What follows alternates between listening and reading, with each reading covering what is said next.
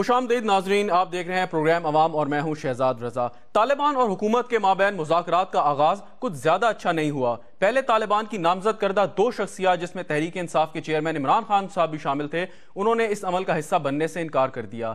फिर तालिबान कमेटी के एक रुकन मौलाना अब्दुल अजीज ने यह कहकर आइंदा इजलास में शिरकत से माजूरी जाहिर की है कि जब तक शरीयत के नफाज को मुज़ाकरात का हिस्सा नहीं बनाया जाता वो इसमें शामिल नहीं होंगे।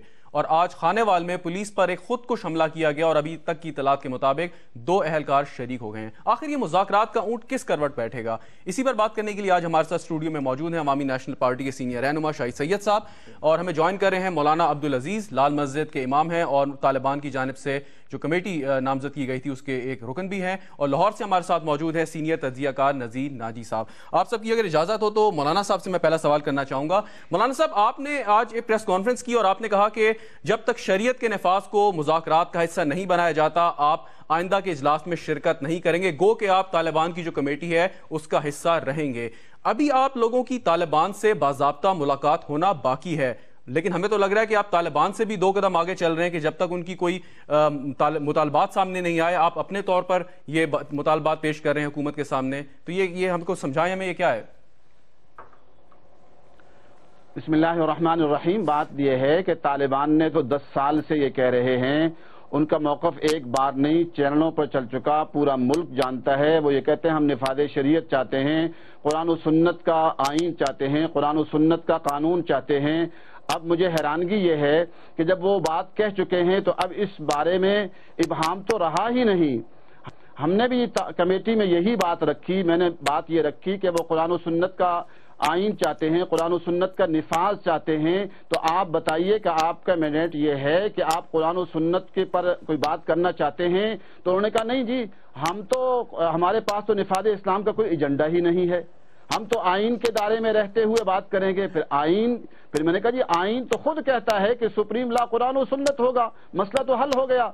कुरान और सुन्नत को आइन बना लीजिए, अल्लाह के कुरान को आइन बनाइए और सुन्नत को मौलाना साहब एक चीज की क्लैरिफिकेशन, आज तक उसको एक चीज क्लैरिफिकेशन जरा कर दें कि जो कल प्रेस रिलीज जारी हुई, जो कमेटी दोनों कमेटियां मिली, उन्होंने प्रेस रिलीज जारी की और कहा कि जो भी बातचीत होगी पाकिस्तान के आइन के अंदर रहते हुए होगी। और आज आपने कहा कि आप इस आइन को नहीं मानते, तो उस वक्त तो आपकी तरफ से कोई बयान सामने नहीं आया, आपने उसको तस्लीम किया, उस प्रेस रिलीज को भी और मुज़ाकरात जो हुए उसको भी, और बाद में आपने ये है कि उन्होंने मुझे ये कहा कि चूंकि ये इज्तिमाई फैसला है तो आप उसके एहतराम में खामोश रहें, लेकिन मैंने अपनी वजाहत कर दी थी। मैंने कहा बात यह है कि कुरान और सुन्नत, जब हमने कह दिया कि पाकिस्तान का सुप्रीम लॉ कुरान और सुन्नत होगा, तो अब जब कोई कहता है कुरान और सुन्नत पर फैसला करो तो कौन से आइन से निकल रहा है?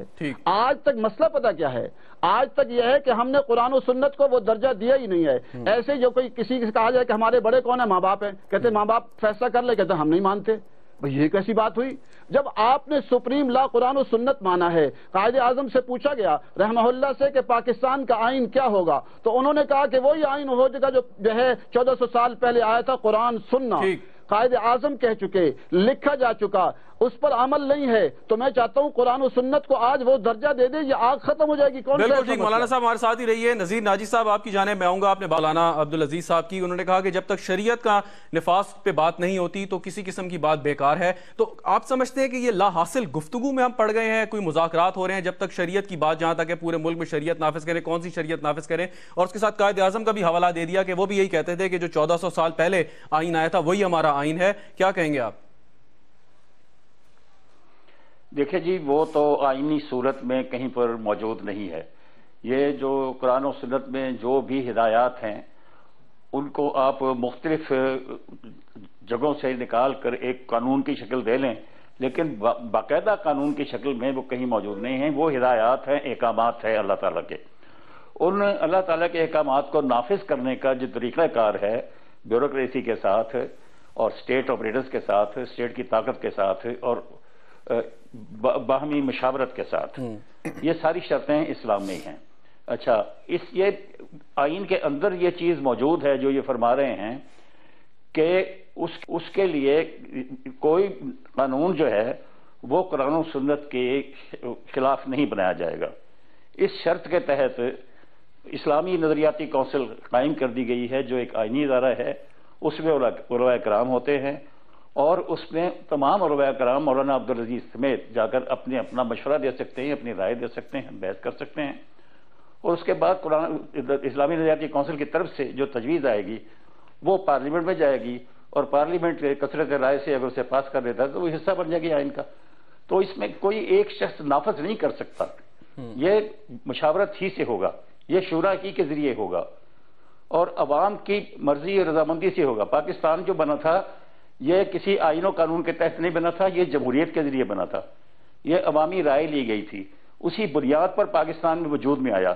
تو پاکستان کو جس قوت نے قائم کیا تھا یعنی عوام کی قوت، وہی قوت اس سے نظام کا بھی فیصلہ کر سکتی ہے۔ تو آپ سمجھتے ہیں کہ جو حکومت مذاکرات شروع ہوئے ہیں طالبان کے ساتھ، اب چند روز میں طالبان کی نامزد کردہ کمیٹی بھی وہاں جائے گی اور طالبان سے ملاقات کرے گی، باضابطہ طور پر شرائط سامنے آئیں گی، وہ کہ ہم جانتے ہیں کہ ان کے کیا مطالبات رہے ہیں ماضی میں، تو آپ سمجھتے ہیں کہ یہ اونٹ کسی کروٹ بیٹھ جائے گا، کوئی پازیٹیو سچویشن سامنے آئے گی، یا محض یہ وقت کا ضیاع ہے؟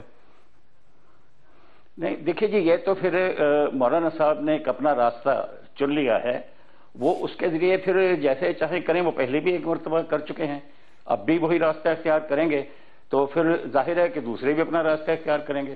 لیکن جس وفد میں وہ شامل ہوئے ہیں وہ طالبان کا نامزد کردہ ہے، وہ ایک خاص آئین کے تحت، آئین کے مطابق بات کرنے پر آمادہ ہوئے ہیں، انہی کے ساتھ مذاکرات ہو رہے ہیں، مولانا صاحب کے ساتھ مذاکرات ہو ہی نہیں رہے۔ وہ بطور طالبان کے نمائندے کے وہاں یا طالبان کے سفیر کے یا ترجمان کے اس میں آئے ہیں، فیصلہ طالبان کو کرنا ہے، وہ فیصلے کا اختیار ان کے پاس نہیں ہے۔ بالکل فیصلے کا اختیار ان کے پاس نہیں۔ شاہی سید صاحب، جیسے بات ہو رہی تھی کہ ایک طرف خانے وال کا میں نے ذکر کیا، تو مذاکرات بھی جاری، قتل و غارت بھی جاری، تو پھر یہ بات آگے کیسے بڑھے گی؟ یا تو یہ ہو کہ بھائی آپ قتل و غارت بند کر دیں اور کہیں جی مذاکرات کرنے ہیں، معاملہ حل ہو جائے، ٹھیک نہیں ہوگا پھر آگے دیکھیں گے۔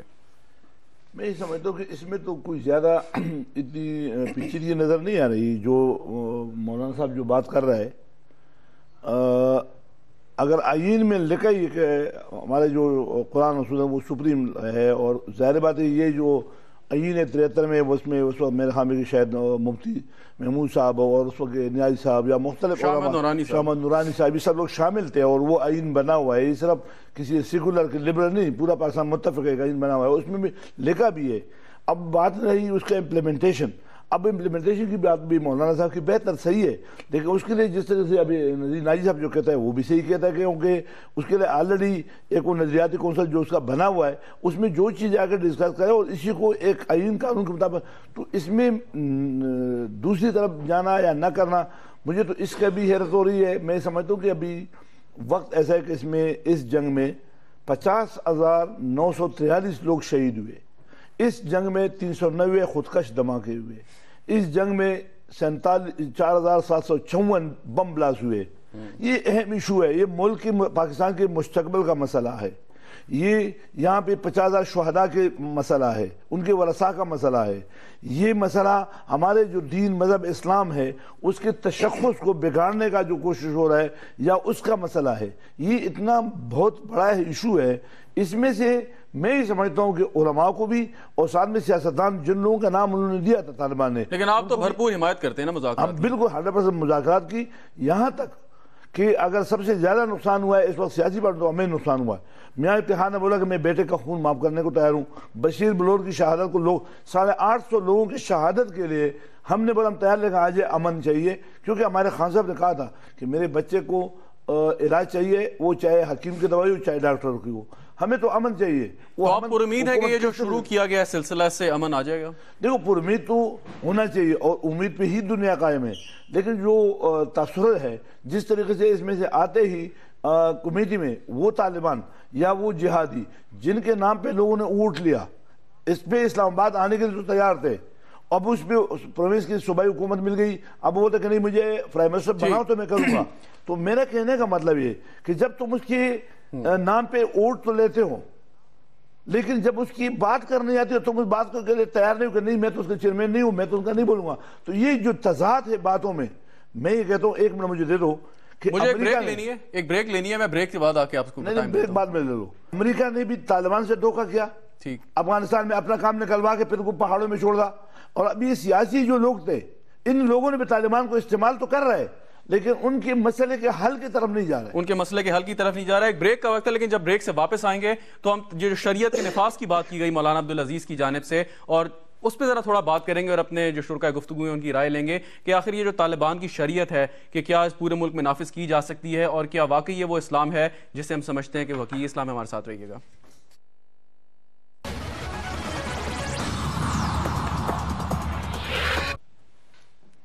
پروگرام میں ایک بار پھر خوش آمدید. بات کر رہے ہیں طالبان اور حکومت سے مذاکرات کی. ہمارے ساتھ موجود ہیں مولانا عبدالعزیز صاحب، نذیر ناجی صاحب اور شاہی سید صاحب. بریک پہ جانے سے پہلے مولانا صاحب بات ہو رہی تھی شریعت کے نفاذ کی. آپ نے آج پریس کانفرنس بھی کی اور کہا کہ جب تک شریعت کے نفاذ پر بات نہیں ہوتی آپ مذاکراتی ٹیم کا حصہ نہیں ہوں گے. یہ تھوڑا سا ہمیں سمجھائیں کون سی شریعت ہے؟ کیا یہ وہی شریعت ہے کہ جہاں پہ لوگوں کے گلے کاٹے جاتے ہیں، کوڑے مارے جاتے ہیں، خواتین کو ووٹ نہیں ڈالنے دیا جاتا، بچیوں کو اسکولوں کو بم کے دھماکوں سے اڑا دیا جاتا ہے؟ آخر یہ کون سی شریعت ہے جو آپ لوگ جس کی بات کرتے ہیں پورے ملک میں نافذ کرنا چاہتے ہیں؟ دیکھیے، ہم اسی شریعت کی بات کرتے ہیں جو محمد عربی صلی اللہ علیہ وسلم لے کر آئے تھے. ہم اسی شریعت کی بات کرتے ہیں جس کو آپ حضرات نے اور ہم سب نے علماء نے مل کر یہ کہا تھا کہ سپریم لا ہوگا، لیکن پوری قوم کے ساتھ آج تک دھوکہ، فریب، دجل کیا جا رہا ہے. بتایا یہ گیا ہے کہ پاکستان کا سپریم لا قرآن و سنت ہوگا، اور لیکن اس کو اس کا حق نہیں دیا جا رہا. ہم یہ کہتے ہیں اس کو اس کا حق دیا جائے. قرآن و سنت کو جب کہا ہے بالادست قانون تو اس کو مانو، اور پھر مقننہ کو یہ لازم ہو کہ ہماری جو مقننہ ہے وہ قرآن و حدیث کو سمجھے. قرآن حدیث کی تعبیر و تشریح تو ہمارے کہتے قومی اسمبلی کرے گی، لیکن ان کو تو قرآن مجید کا اکثر کو ترجمہ نہیں آتا اور حدیث کا ترجمہ نہیں آتا. ان کو بنا دیا قانون جو ہے بنانے والا، اور پھر اس کے بعد آگے چلیں جو قانون نافذ کرنے والے ہیں نہ وہ قرآن کو جانتے ہیں، نہ حدیث کو جانتے ہیں، نہ عربی کو جانتے ہیں، نہ قواعد علم و نحو صرف کو جانتے ہیں، اور کہتے ہیں جی اسلام کی تعبیر و تشریح کون کرے گی؟ مقننہ. وہ یہ جو ہے ہماری جو سینٹ کرے گی، صوبائی اسمبلی اور جو ہے نا قومی اسمبلی کرے گی. اس کو نافذ کرنے والے کیا ہیں؟ مولانا صاحب، نہ کو قرآن و حدیث. مولانا صاحب اگر تھوڑی دیر کے لیے آپ کی بات مان بھی لی جاتی ہے کہ جن لوگوں کو آپ اشارہ کر رہے ہیں ان کو قرآن کی سمجھ نہیں، حدیث کی سمجھ نہیں، اسلام سے بالکل واقف نہیں، میں بھی ایک گناہگار شخص ہوں، آپ یہ بتا دیں کہ جو طالبان جس اسلام کو، جس شریعت کو فالو کر رہے ہیں، جس کو وہ سمجھتے ہیں کہ اسلام کا یہ صحیح چہرہ ہے، کیا وہ درست بات ہے؟ آپ سمجھتے ہیں کہ جو شریعت طالبان فالو کرتے ہیں وہی حقیقت شریعت ہے جو 1400 سال پہلے نبی کریم لے کے آئے؟ دیکھیے، طالبان کی جو ہمارے پاس مطالبہ آیا ہے وہ تو قرآن و سنت کا آیا ہے. وہ تو اس قرآن کا مطالبہ کر رہے ہیں کہ اس کو نافذ کر دیا جائے، اس قرآن کو نافذ کر دی جائے. اگر یہ قرآن نافذ ہوتا اور امریکہ یہ کہتا کہ 9/11 پر کہتا کہ ہمارا ساتھ دو، تو یہ قرآن اس کی اجازت دیتا ہے کافروں کا ساتھ دیا جائے، کافروں کو اڈے دیے جائیں اور کافروں کو اپنی زمین دی جائے، کافروں سے یہاں ان کو گزرنے کی راہ دی جائے. یہ قرآن نافذ ہوتا، قرآن و سنت ہوتا تو پرویز مشرف غلط فیصلہ نہ کرتا، اور جب پرویز مشرف غلط فیصلہ نہ کرتا تو طالبان جنم نہ لیتے. اس لیے غلطی اسی لیے ہے، قرآن و سنت کا نفاذ نہیں ہے. نہیں، میں سمجھا نہیں. آپ کہہ رہے ہیں کہ طالبان کسی غلطی کی پیداوار ہیں؟ میں یہ کہتا ہوں بالکل طالبان پرویز مشرف کی اس غلطی کی پیداوار ہیں کہ اس نے ظالموں کا ساتھ دینے کا فیصلہ کیا، کفار کا. اگر قرآن ہوتا سامنے، حدیث یہ سپریم لا ہوتا، اس پر عمل ہوتا تو یہ فیصلہ نہ ہو سکتا. لیکن اس وقت کی جو ہے حکومت نے یہ کام کیا اور عدلیہ نے بھی کچھ نہ کہا اور یہ سب کچھ چلتا رہا. یقیناً مولانا صاحب آپ جو بات کر رہے ہیں اس میں بہت سارے لوگ مجرم ہیں، اور یقیناً جو آپ نے بات کی اس میں برحال دیکھنے والی بات ہے. نذیر ناجی صاحب، وہی سوال آپ سے کہ جو طالبان جس شریعت کو مانتے ہیں، مولانا صاحب کہہ رہے ہیں کہ جی قرآن و سنت کو جو ہے وہ مکمل طور پہ وہ شریعت نافذ کی جائے، لیکن میرا سوال تھا ان کے ٹیکٹکس پہ، جس قسم کی وہاں پہ کاروائیاں کی جاتی ہیں، جس طریقے سے سبجوگیٹ کر دیا جاتا ہے لوگوں کو. میرا تو نہیں خیال کہ اس کا دور دور تک شریعت سے کوئی تعلق ہے. آپ کیا کہیں گے؟ دیکھیے جی، پہلے تو اپنے موضوع اور اپنے دائرہ اختیار کو دیکھنا چاہیے. مولانا صاحب کو بات کرتے ہوئے جو کچھ وہ فرما رہے ہیں، جو کچھ اعتراضات انہیں ہیں، وہ سب بھی درست ہوں تو جو وہ طریقہ کار بتا رہے ہیں قرآن و سنت کی شریعت نافذ کرنے کا، وہ تو ان کے پاس نہیں ہے. وہ ہمیں نہیں بتا رہے کہ کیسے کیا جائے. ہم جو طریقہ یہاں پر دستیاب ہے، ہمیں تو رائے عامہ پہ فیصلہ ہوتا ہے. مسلمان 99% یہاں مسلمان ہیں، وہ اسلام کے خلاف ووٹ دے ہی نہیں سکتے. اور دوسرا، کوئی ایک شخص جا کے تو یہ فیصلہ نہیں کر سکتا کہ یہ شریعت ہے. مختلف مکاتب فکر ہیں یہاں پر، سب کے اپنی اپنی فقہ ہے، سب کے اپنے اپنے جو ہے قوانین بھی ہیں ان کے اپنے. مطلب جو شیعہ کے ہیں وہ سنی کے نہیں ہیں، بریلوی کے نہیں، پھر آگے مزاروں مسجدیں تو اکٹھی بنا نہیں پاتے، فرقہ وارانہ مسجدیں بنی ہوئی ہیں یہاں پر، کون سا اکٹھا قانون بنائے گا جس کو سب شریعت مانے؟ ہوگا وہ کہ جس کو تمام مسلمان والے علماء. ٹھیک، ناجی صاحب سے کوئی رابطہ ہمارا منقطع ہو گیا ہے. شاہی سید صاحب، آپ نے بات سنی نذیر ناجی صاحب کی کہ بھئی یہاں اختلافات اتنے سارے ہیں کہ آپ مطلب یہ ڈیمانڈ ہی میرے خیال میں ایسی ہے کہ اس پہ اختلافات پہلے پیدا ہو جائیں گے. تو بہتر نہیں ہے کہ آپ پہلے جو کچھ چیزیں ہیں جیسے وائلنس کو ختم کر دینا، تشدد کو ختم کر دینا، اگر کوئی فوجی کارروائی ہے اس کو روک دینا، اس قسم کی پہلے بات کی جائے کہ نہ کہ آپ یہ کہیں کہ اس قسم کی شریعت آپ نافذ کریں. ہو سکتا ہے کہ ایک طبقہ مسلمانوں کا اس کو قبول نہ کرے. دیکھو، جہاں تک 9/11 کی بات کریں تو میں تو بولتا ہوں کہ یہ جو امریکہ کی جولی میں گرنا یا امریکہ کے یہودی کے ساتھ جانا، یہ 1979 ضیاء الحق کا دیا ہوا تحفہ ہے. اس وقت رشیا اور امریکہ کا جنگ تھا اور ہم نے امریکہ کے ساتھ اس وقت سے دیا ہے، ابھی سے نہیں، اس وقت سے دیا. ہاں، امریکہ کا جب مفاد پورا ہو گئے تو ان نے ان طالبان کو پہاڑوں میں بھوکے ننگے اور پیاسے چھوڑے اور چلا گیا اپنا سامان اٹھا کے، جبکہ ان کو پھر اکوموڈیٹ کرنا تھا، نہیں کیا. وہ چیز دوسری شکل اختیار کیا، اور دوسرے شکل کے وہ لوگ جو کل کے اتحادی تھے وہ آج ایک دوسرے کے دشمن ہو گئے. لہذا مطلب کل تک امریکہ کے ساتھ مل کر لڑنا ٹھیک تھا، آج غلط ہو گیا. کلاشنکوف کس نے لیا ہے؟ پیسہ ڈالر کس نے لیا؟ کیا یہ ڈالر ہم ابھی 9/11 سے لے رہے؟ نہیں، 1979 سے افغان کے نام پہ لیا ہے. جو افغانی ہمارا کل احسان مند تھا، آج وہ افغانی ہم سے نفرت کرتا ہے. وہ کہتا ہے کہ آپ نے ہمارے نام کو ہمیں بیچا ہے، نام کو بالکل نام کو بیچا ہے. ہمیں ایسا ٹیلی فون لائن پہ رستم شاہ میمن صاحب موجود ہیں جو حکومت کی مذاکراتی ٹیم کا حصہ ہیں. رستم شاہ میمن صاحب، آپ سے ایک بڑا اسپیسیفک کوسچن کرنا ہے کہ جو کمیٹی ہے حکومت کی، اس کا مینڈیٹ کیا ہے؟ کیا آپ سفارشات جو دیں گے اس کو حکومت کے اوپر لازمی ہوگا ان کو قبول کرنا، یا اس کے علاوہ یہ حکومت کا، وزیر اعظم کا یا کابینہ کا یہ استحقاق ہوگا کہ ان کو وہ قبول کرتی ہے یا نہیں کرتی؟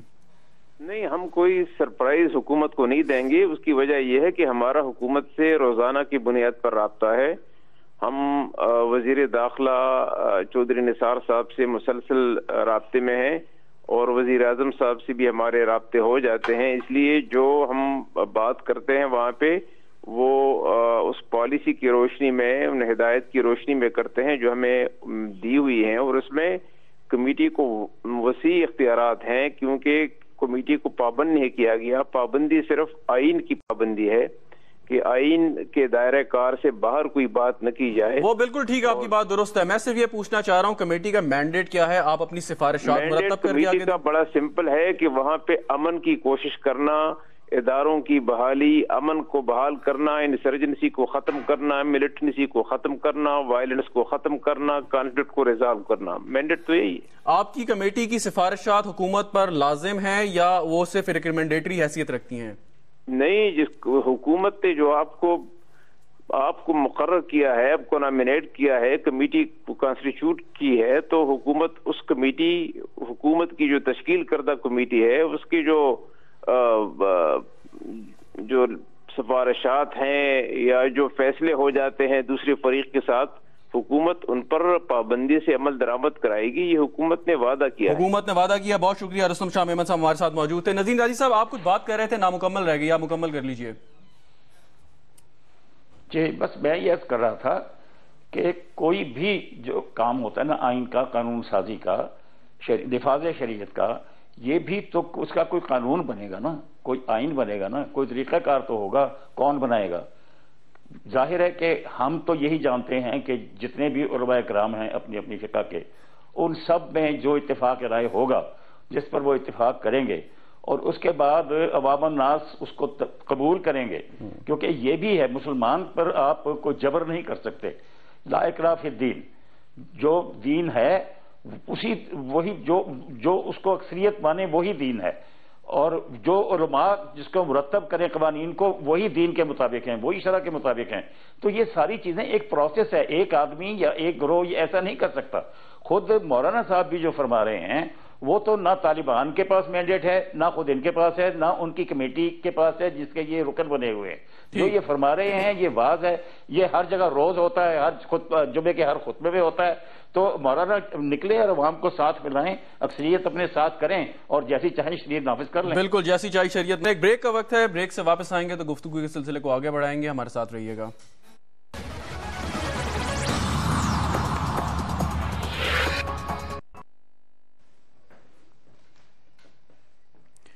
پروگرام میں ایک بار پھر خوش آمدید۔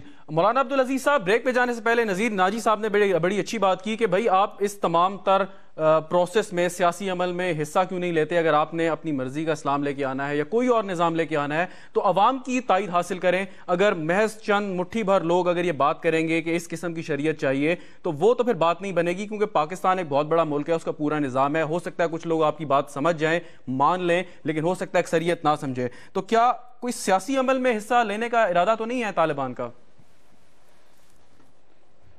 دیکھیے بات یہ کہ ایک بات انہوں نے کہی تھی، میں اس کا جواب دے دوں پھر اس کی طرف آتا ہوں۔ انہوں نے کہا اسلام میں جبر نہیں ہے۔ مجھے حیرانگی ہے کہ جبر کیسے نہیں ہے؟ دیکھیے کچھ عام بہت ساری چیزیں ایسی ہوتی ہیں جو اخلاقیات کی ہوتی ہیں، ان میں جبر نہیں ہوتا، لیکن مطلقاً یہ کہنا کہ اسلام میں کون سا مذہب ہے، کون سا دین ہے، کون سا قانون ہے جس پہ جبر نہیں ہوتا۔ ایک آدمی چوری کر رہا ہے، آپ کہتے ہیں جبر نہ کرو۔ ایک آدمی شراب پی رہا ہے، جبر نہ کرو، کیا ہمارے قانون میں ہے؟ ایک آدمی بجلی کا بل نہیں دے رہا، جبر نہ کرو۔ ایک آدمی بچی اٹھا کے لے جا رہا ہے، جبر نہ کرو۔ بھئی کس نے کہا ہے ایسا؟ کیا پاکستانی قانون میں؟ پھر جیلوں میں ساروں کو نکال دو باہر، سارا دن عدالتیں سزائیں کیوں دیتی ہیں؟ سب کو سزائیں دینا بند کر دو، یہ تو جبر ہے نا، بیچاروں پر ساتھ کیوں کر رہے ہو؟ کریں جو کچھ کرنا ہے۔ اسلام ایسا نہیں ہے۔ اسلام اللہ کا عظیم قانون ہے، وحی الہی ہے۔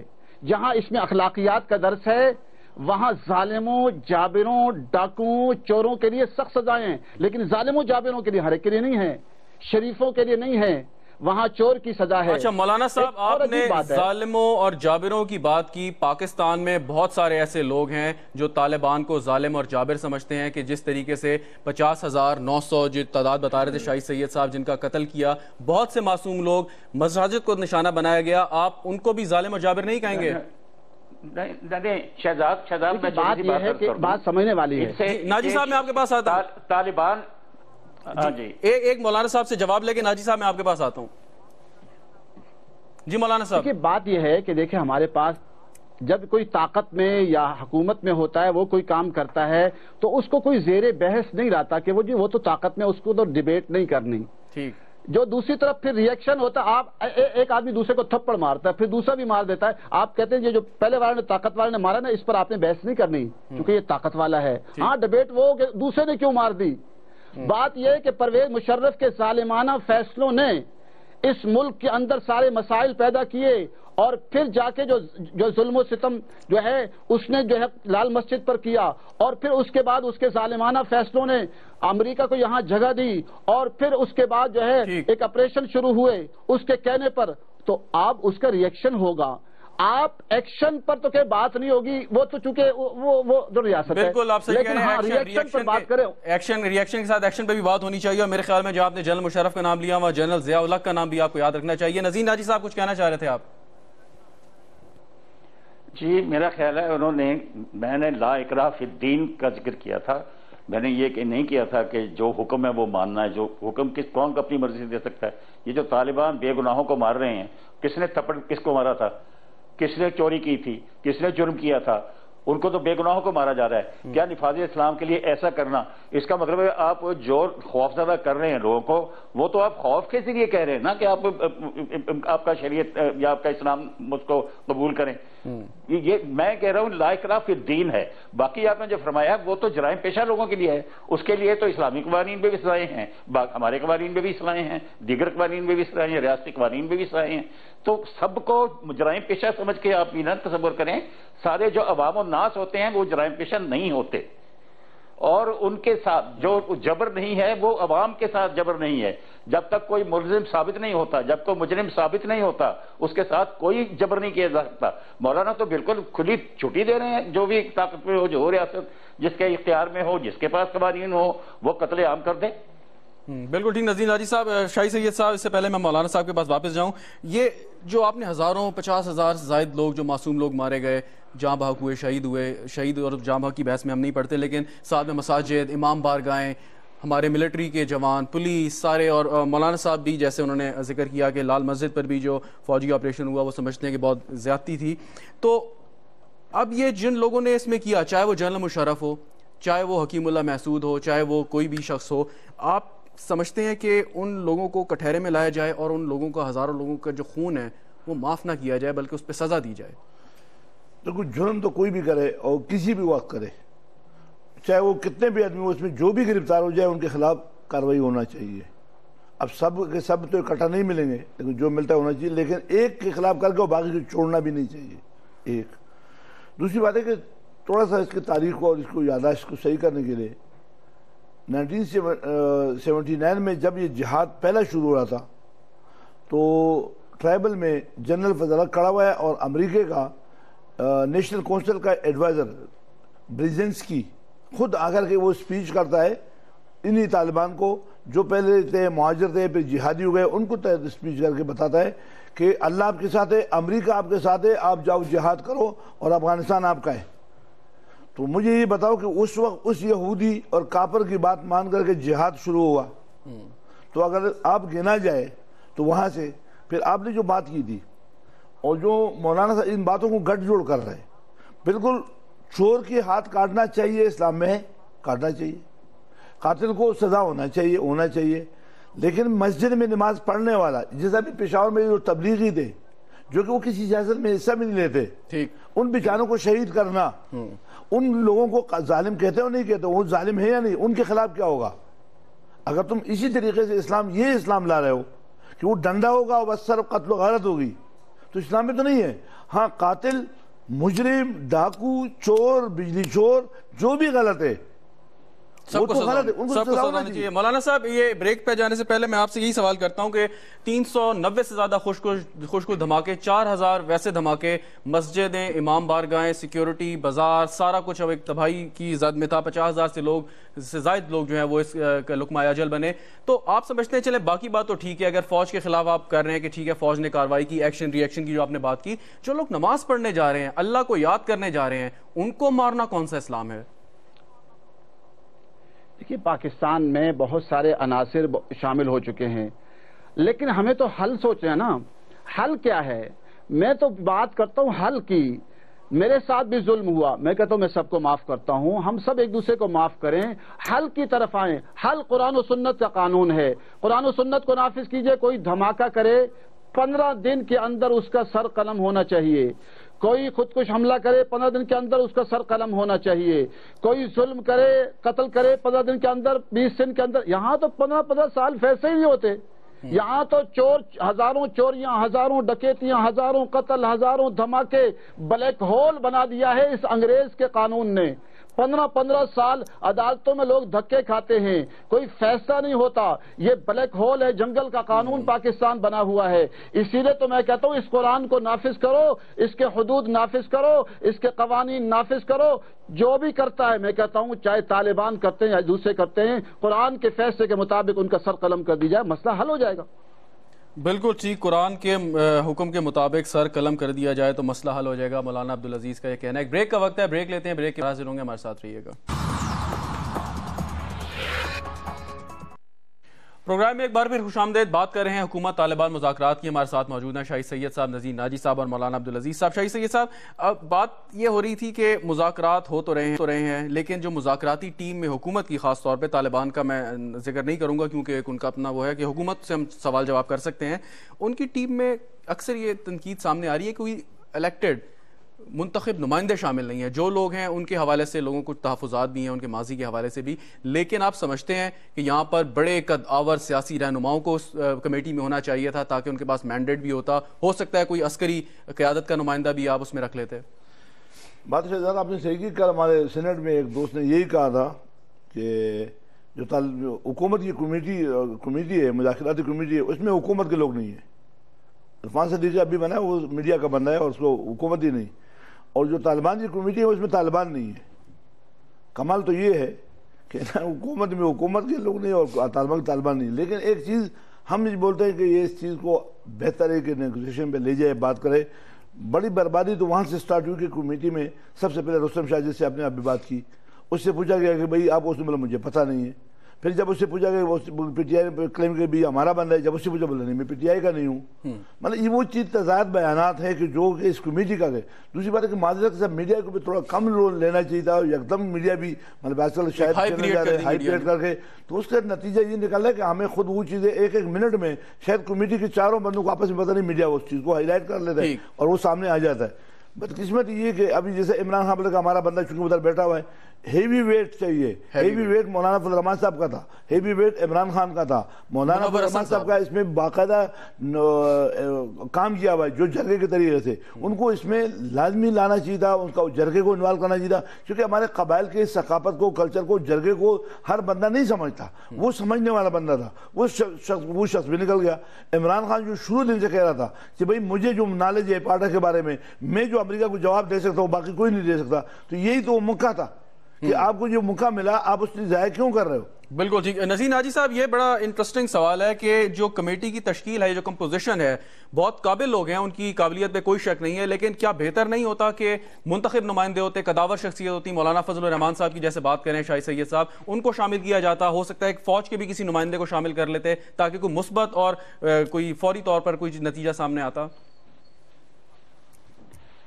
دیکھیے جی، جو لوگ واقف ہیں یہ بزنس آف اسٹیٹ سے یا حکومتوں کے درمیان رابطوں سے یا مختلف سماجی یا سیاسی گروہوں اور حکومتوں کے درمیان بات چیت سے، اس کا ایک طریقہ کار ہوتا ہے.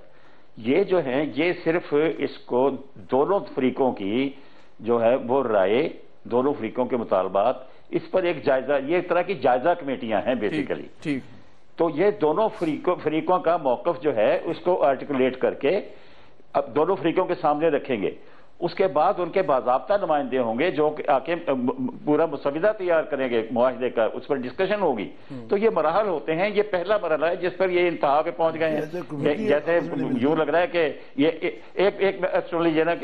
یوں لگ رہا ہے کہ جیسے یہ آئین سازی کے لیے آئے ہیں.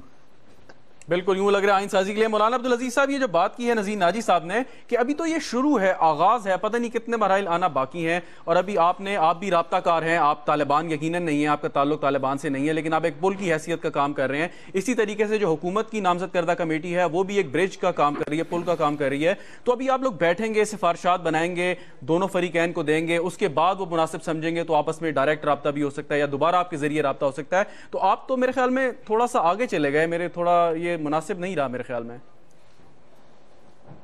آگے نہیں چلا گیا، میں تو حیران ہوں. مجھے حیرانگی کی میری انتہا ہے کہ ایک طرف ہم کہتے ہیں پاکستان کا دستور قرآن و سنت، پاکستان میں اسلامی نظام، لیکن جب کو کہتا ہے جی اسلامی نظام پر عمل کرو، اسلامی نظام کچھ دکھاؤ، ارے یہ کیا بات ہوئی، اسلامی نظام کہاں سے آ گیا، اس ملک میں اسلامی نظام کہاں سے آئے گا؟ یعنی ہم تضادات کا شکار ہیں. ایک طرف ہماری رٹ نہیں ختم ہوتی، اسلامی نظام، پاکستان اسلامی ملک، ہمارا آئین اسلامی، قانون اسلامی، جب کوئی کہتا ہے اس میں عمل دکھاؤ، کہتے ہیں یہ ہم شتر مرغ بنے ہوئے. کوئی کہتا ہے جی اس میں دکھاؤ، اسلام میں تو، قرآن میں تو چوری کی سزا ہے، کہتے نہیں وہ تو نہیں ہے. اچھا جی اس میں تو ڈاکو کی سزا، نہیں وہ بھی نہیں ہے. اس میں تو جو سود حرام ہے، نہیں وہ بھی نہیں ہے. اب بات یہ ہے، مذاق نہ کریں، پوری قوم کو ساتھ جو ہے نا 65 سال ہو گئے ہیں. اب یہ کہتے ہیں یہ بندوق کی زور، 55 سال پہلے تو 55 سال تو بندوق کی زور نہیں تھی، آپ نافذ کر لیتے. قومی اسمبلی کے کتنے ممبران آئے، کتنے آئے، اس کو نافذ کرنے نہیں دیا گیا، آنے بہانوں سے روکا گیا. جب آپ قرآن و سنت کو روکیں گے، اس ملک میں فحاشی ہوگی، اس میں عریانی ہوگی، اس میں چوری ہوگی، اس میں ڈاکے ہوں گے، اس میں قتل عام ہوگا، آخر لوگ بندوق اٹھائیں گے. میں نہیں کہہ رہا بندوق اٹھائیں، میں نے تو معاف کر دیا. میں تو کہتا ہوں معاف کریں پرویز مشرف کو، میں نے تمام کرداروں کو معاف کر دیا. میں کہتا ہوں ہم گلے لگاتے ہیں، قرآن و سنت، ایک ہاتھ میں قرآن ایک سنت لیتے ہیں، ہم سب گلے ملتے ہیں. بالکل آپ نے گلے ملتے ہیں، آپ نے تمام کرداروں، جی قرآن و سنت کو کی بات کی آپ نے، اور یقیناً آپ نے معاف کر دیا. اور میرے خیال میں جو فتویٰ آپ نے دیا تھا کہ جو فوجی قبائلی علاقوں میں لڑ رہے ہیں اور وہ شہید ہو جاتے ہیں، ان کی نماز جنازہ جائز نہیں ہے، میرے خیال میں اس فتوے سے بھی آپ واپس ہو جائیں. میرے خیال میں جب آپ نے اتنے سارے لوگوں کو معاف کر دیا تو انہیں بھی معاف کر دیں. جی کیا کہا، مجھ سے پوچھ رہے سوال؟ جی میں آپ سے پوچھ رہا ہوں مولانا صاحب.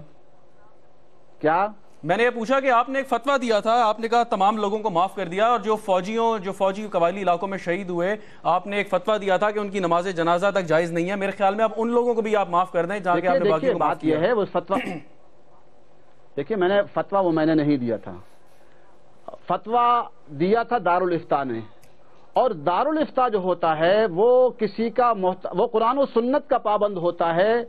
کوئی بھی دارالفتہ پورے ملک میں ہے وہ قرآن و سنت کے پابند ہیں، نہ کہ ادارے کے سربراہ کے پابند ہوتے ہیں. اس کو لکھنے والا اور پھر اس پہ 400-500 علماء نے دستخط کیے تو وہ میرا نہیں تھا، وہ تو دارالفتہ سے جاری ہوا تھا. ایسے ہی ہے جیسے کہ اگر عدلیہ کوئی فیصلہ کرتی ہے وہ نواز شریف کا تو نہیں ہوتا، لیکن وہ اس کے ماتحت ضرور ہوتا ہے. تو وہ تو قرآن و سنت کی روشنی میں وہ فتویٰ جو آیا تھا وہ تو دارالفتہ نے بالکل دارالفتہ نے دیا تھا اس کے بعد میں. لیکن یہ کہ آپ کی زبان سے ہم نے سنا جو لال مسجد کے پلیٹ فارم سے. نذیر ناجی صاحب جب بات کر رہے ہیں کہ جی پچھلے 55-65 سال میں شریعت نافذ نہیں ہو پائی، اس کی وجہ سے ساری گڑبڑ ہوئی، پرویز مشرف نے غلطی کر دی، طالبان پیدا ہو گیا، اس سے پہلے ضیاء الحق کا مولانا صاحب نے نام لے لیا، ان کو میں نے یاد کرا دیا. لیکن آپ سمجھتے ہیں کہ ایک بات تو ٹھیک ہے کہ بہت ساری چیزیں، بہت ساری خرابیاں جو منتخب حکومتیں یا فوجی حکومتیں ٹھیک کر سکتی تھیں انہوں نے نہیں کی، اور اب وہ کہتے ہیں کہ اگر اس کی نہ ہونے کی بنا پر کچھ لوگوں نے بندوق اٹھا لیا تو یہ ایک رد عمل ہے، ایک ری ایکشن ہے. آپ اگری کریں گے؟ دیکھیں جی، کسی بھی ملک میں جو اسلامی اس میں جو ہسٹری ہے وہ بھی یہی ہے کہ وہ جا کے یا تو کہتے تھے کہ مذہب کو اسلام قبول کر لو، یا کہتے تھے جزیہ دو، یا کہتے تھے آ کے لڑو، یا آپ پاکستان پہ قبضہ کر لیں اور جو آئین چاہیں نافذ کر لیں. ابھی تک یہاں پر عوام کی حکومت چل رہی ہے. عابر جو آتے ہیں ان کے خلاف عوام ہمیشہ لڑے ہیں اور ہمیشہ ان کا مقابلہ کیا ہے، جبر سہا ہے، ظلم سہا ہے. لیکن جو عوام کے منتخب لوگ آئے ہیں ان کا اختیار ہوتا ہے. یہ ہے یہاں پر ایک نافذ طریقہ. دوسرا طریقہ یہ ہے کہ آپ آئیں، اس حکومت کو شکست دیں، اقتدار پہ قبضہ کریں اور شریعت نافذ کر دیں. تیسرا کوئی طریقہ ہے تو بتا دیجئے. جی مولانا صاحب کوئی تیسرا طریقہ ہے اس کے علاوہ؟ بات یہ ہے، یہ کہتے ہیں عوام کی حکومت ہے، عوام تو مر رہی ہے. عوام تو بیچاری اس کو پتہ نہیں چلتا ہم کیا کریں. جس کو دیتے ہیں وہی آ کے لوٹتا ہے، وہی ایکشن کرتا ہے، وہی پورا لوٹ رہے ہیں. یہاں کوئی عوام کی حکومت نہیں ہے یا پیسوں کی حکومت ہے. عوام ہوتی تو ایک قومی اسمبلی کے ممبر کو وہ جو ہے وہ 8-8 کروڑ خرچ نہ کرتا. لیکن مولانا صاحب عوام تمام تر خرابیوں کے باوجود، تمام تر کرپشن کے باوجود، تمام تر برائیوں کے باوجود عوام انہی لوگوں کو تو ووٹ دیتی ہے. شاہی سید صاحب بیٹھتے ہیں، ان کی پارٹی ہے، باقی پارٹیاں، عوام وہ کہاں جائے؟ تو مناسب ہے نا کہ آپ سیاسی پارٹی بنا لیں، طالبان کو کہیں وہ شامل ہو جائیں اور پھر عوام کا ووٹ حاصل کریں، چینج کر دیں سارے نظام کو. دیکھیں بات یہ ہے کہ میری عرض سنیں، اندھیرا کیسے چھٹے گا؟ آپ کہتے ہیں اندھیرا مرد آباد، اندھیرا مرد آباد. بھائی آپ روشنی کریں گے تو اندھیرا چھٹے گا نا. آج پورے ملک میں اندھیرا ہے، کوئی سجھائی نہیں دے رہا، ہر طرف ہر کوئی پریشان ہے. اندھیرا چھٹے گا. سورج سے زیادہ روشن قرآن و سنت کے ذریعے. خدا کے لیے اس کو تو متنازع نہ بنائیے نا. بالکل آپ نے بالکل بہت اچھی بات کی کہ قرآن اور سنت کو بالکل متنازع نہیں بنانا چاہیے. بحیثیت مسلمان ہم ایسا سوچ بھی نہیں سکتے. شاہی سید صاحب آخری کامنٹ آپ سے لینا چاہوں گا.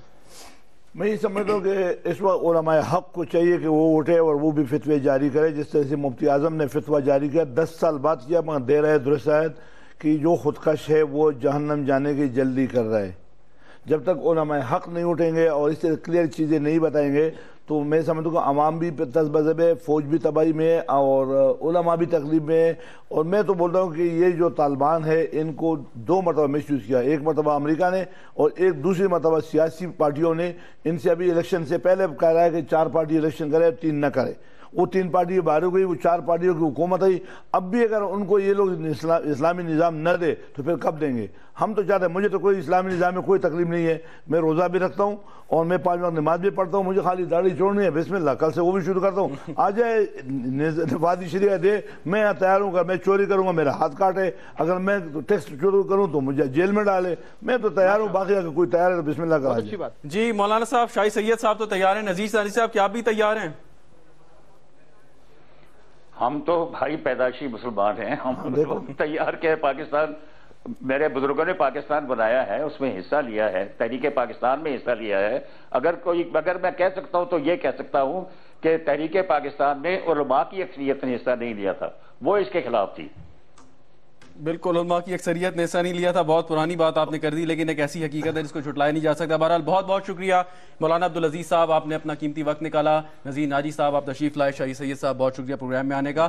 وہ آپ نے سنی، اختلافات موجود ہیں لیکن مذاکراتی عمل شروع ہو چکا ہے، اگرچہ اس میں کچھ ٹائم بھی لگے گا، کچھ وقت لگے گا. اور اس کے ساتھ ساتھ جیسے ناجی صاحب نے کہا کہ یہ ٹیم ہے جو سفارشات مرتب کرے گی اور اس کے بعد ہو سکتا ہے کہ کوئی ڈائریکٹ رابطہ بھی ہو جائے حکومت اور طالبان کے مابین، یا یہی کمیٹیاں جو دونوں ہیں آگے بڑھ کے اپنا کام جاری رکھیں؟ بہرحال ایک مذاکرات کی کوشش کی جا رہی ہے، اس کو ایک موقع ضرور ملنا چاہیے تاکہ کم از کم یہ کوئی شکوہ یا گلہ نہ آئے کہ کوشش کی جا رہی تھی اور اس کو سبوتاج کر دیا گیا۔ اس کے ساتھ ہی شہزاد رضا کو اجازت دیجیے، دیکھتے رہیے کیپٹل ٹی وی۔